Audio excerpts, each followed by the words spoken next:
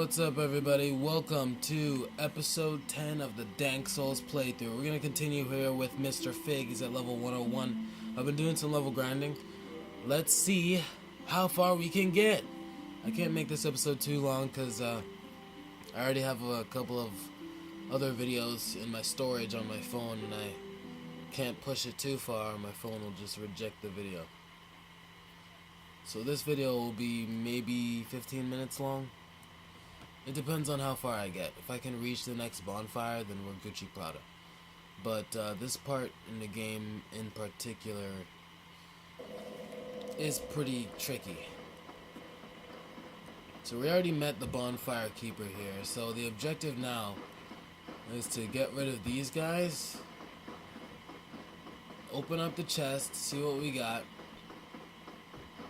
and then advance. First off, I need to see if I left the chest. I don't know if I opened it. Oh shit! I activated both of them. I aggroed both of them. Alright, so what if the chest is... Shit, this might take longer. Oh shit. Really, Richard? What? Part 7. It's just tits. What the freak? I didn't put that thumbnail there on purpose, it just happened. I got lucky, I guess. What the hell? How did that even happen automatically? It just happened. I'm not gonna question it. If YouTube saw fit to put titties as a thumbnail, then I'm not gonna stop them. Okay, one down, one to go. Oh, this has been fun. This has been fun, guy, but I gotta end your life right now. Got a lot to do. I'm a really busy man. I got the Giant's Halberd. That's nice. It's a nice, strong, heavy weapon, but I'm going for a light build, folks. Alright, so this chest isn't dangerous. It's Demon Titanite. So with Demon Titanite, I can upgrade the special weapons that I get by infusing a normal weapon with the soul of with the boss soul. And those are special weapons in the fact that the boss soul makes the weapon unique. It becomes a very unique weapon, extremely unique. So, and they're usually very powerful because you use the boss soul to create a super version, somewhat, of the original. I'm gonna come across an old friend here. Remember this guy?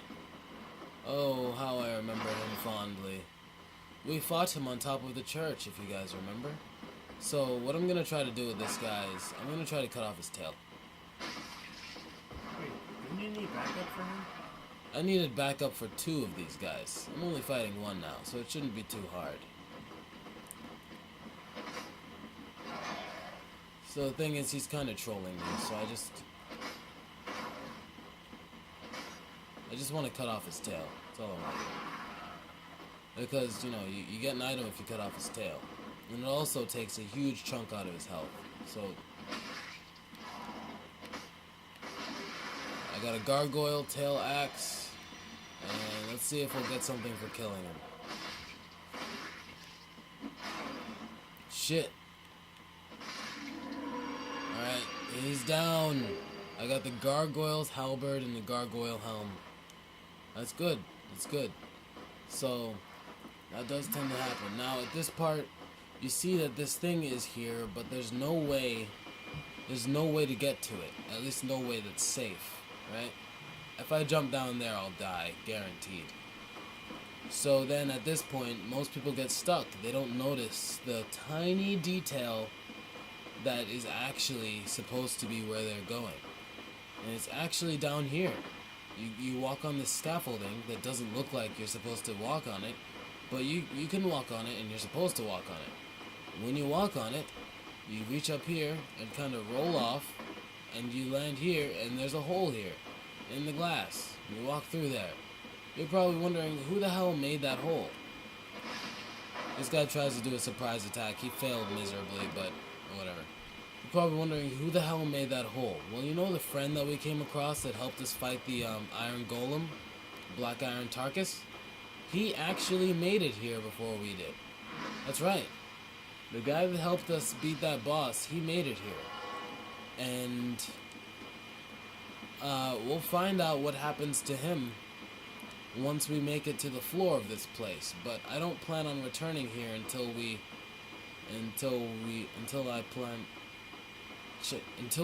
like have plans to go into the painted world of Ariamis. I don't really plan on returning to this place because, as you know, it's pretty damn dangerous because of that. At least he dropped that for me, so that's good. But you know, it's pretty damn dangerous to be here, obviously, because of that fall. It'll kill pretty much anything that falls down that far. Now, normally you just kind of wait until these guys run out of knives to throw at you, but sometimes they just have like what seems like an infinite amount. And they're not very tough. They're really just wearing cloths and leg armor.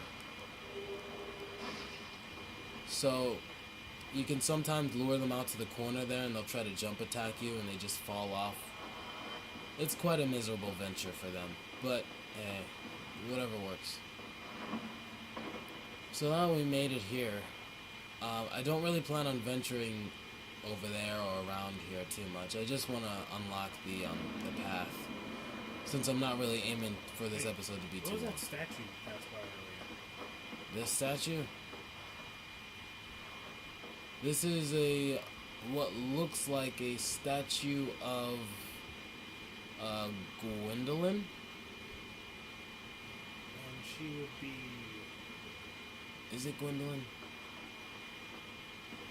Was it Guinevere? Yeah, I think it was Guinevere. It's a statue of Guinevere, the lady with the huge tits. That's seriously all she's known for? No, she is the daughter of Gwyn. She marries off to the sun god. There's actually a sun god in the lore within this game, surprisingly enough. And she marries off to him, which is why she is actually no longer here in Anor Londo. See, the woman that you see in Anor Londo that looks like her is actually an illusion created by Gwendolyn, the son of Gwyn, who not only absolutely like friggin' hates his appearance. Shit. He hates his appearance because he's like got tentacles and shit. It's kind of weird.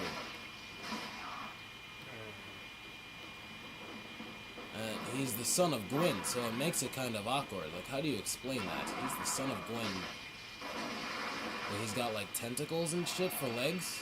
Doesn't make sense. Because Gwyn is a human. Unless Gwyn did some weird stuff with some weird people. He might have, but the lore doesn't get into detail about that. Okay, so we picked up the gargoyle shield. That's always good. Now, I'm hoping that we have enough time. I wanna try to make it past this part here. The reason why I'm a bit hesitant about it is because this is most likely one of the hardest segments in the game.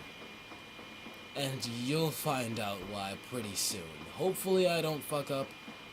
I'm actually hoping I make it through on the first try because it is not easy to do this. Alright, like you have to be extremely precise in your movements and in what you do in order to make it past the next part that we'll see. Now these guys, they're like the guys we fought a while ago. A bit of fire will do them some good. Well, in this case, it will do them bad. It'll kill them. But that's your objective. That's what you're trying to do. So.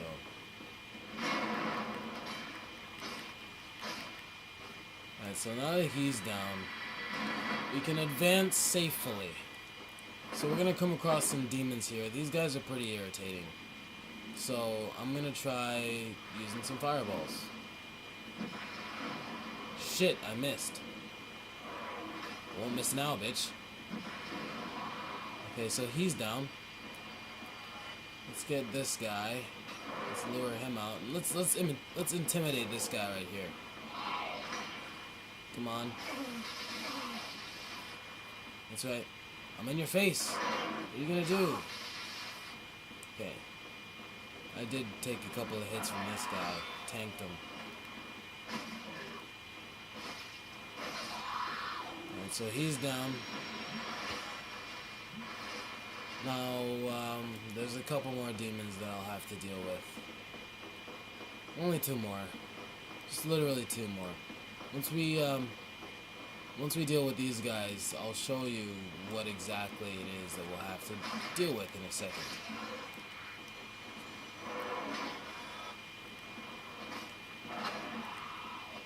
Ooh, we're just dancing now, aren't we? Okay, seriously, why are there demons here?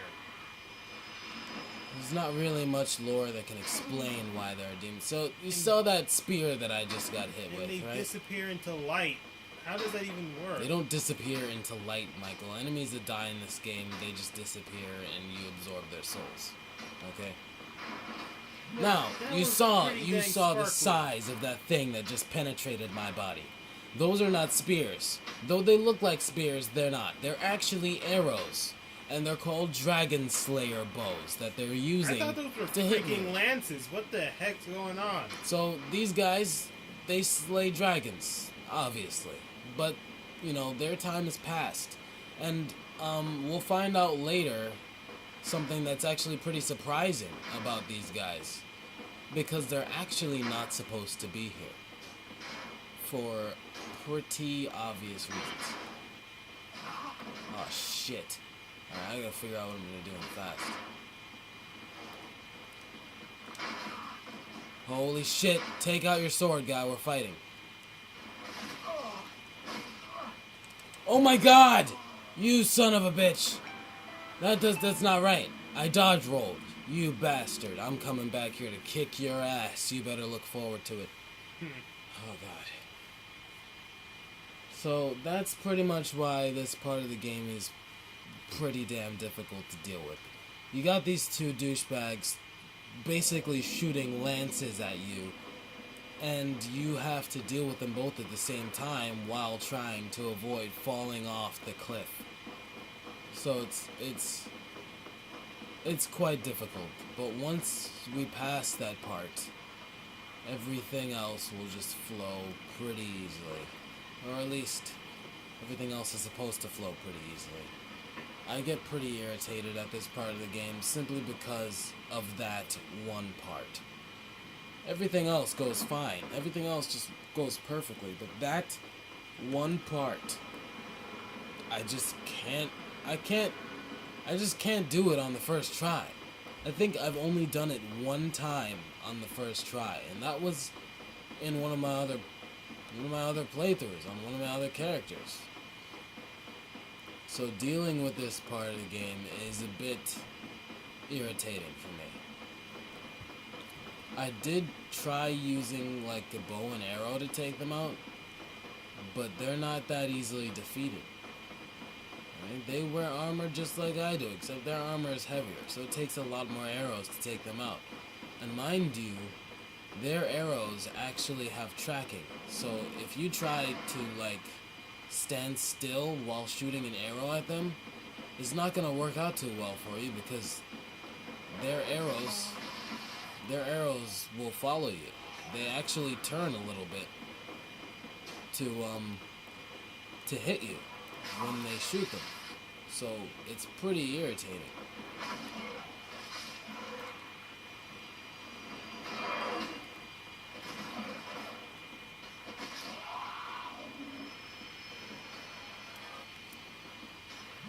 Alright, so now we're doing this again. Hopefully I can actually retrieve my souls.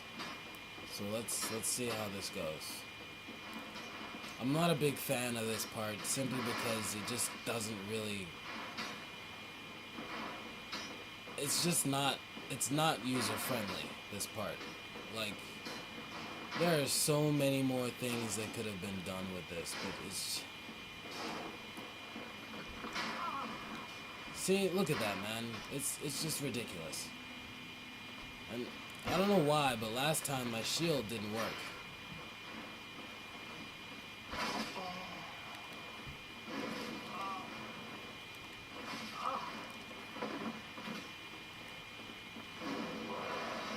Holy shit, I almost died.